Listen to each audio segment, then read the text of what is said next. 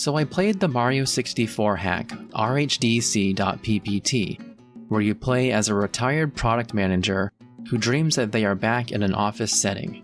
Hey, wake up, sweet pea. The point of the game is to successfully watch an entire presentation.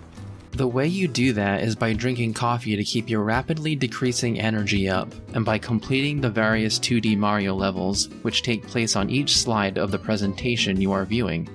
The levels start out easy, but gradually get harder. You'll also have to contend with office coworkers that will stop you as you try to run back to the coffee maker for refills. If they catch you, you're forced to complete a sequence of QuickTime events, and if they catch you with a full cup of coffee, they'll rudely snatch it out of your hands with a frustrating, "Whoa, coffee for me, I love you!"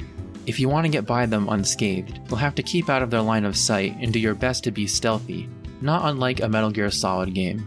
The inclusion of a run button helps with getting by them quickly, but the way it's used is that you have to rapidly press the A button in addition to controlling the heading of your character with the C buttons, while also maintaining forward momentum.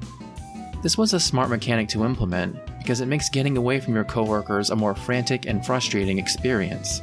And it's also really funny. We are neat. Alright, we gotta tackle some low-hanging fruit here. It's time to get our ducks in a row, Joe. Whoa, whoa.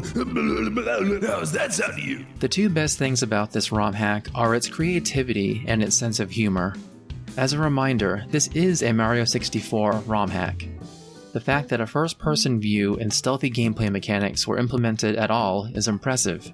The coworkers are hilarious and infuriating. Happy hour's gonna be lit.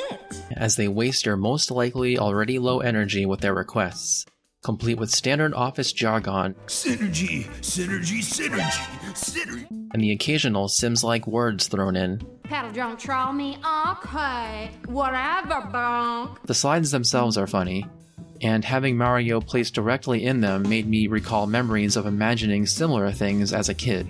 Even the presentation runner manages to make you feel uncomfortable and guilty.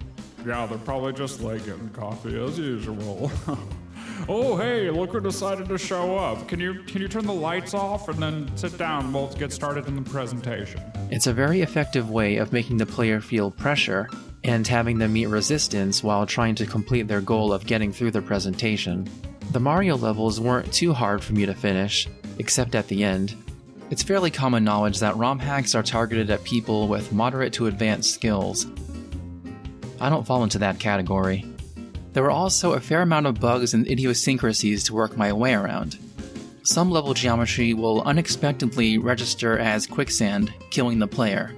But the hardest thing for me was getting Mario to face completely left or right.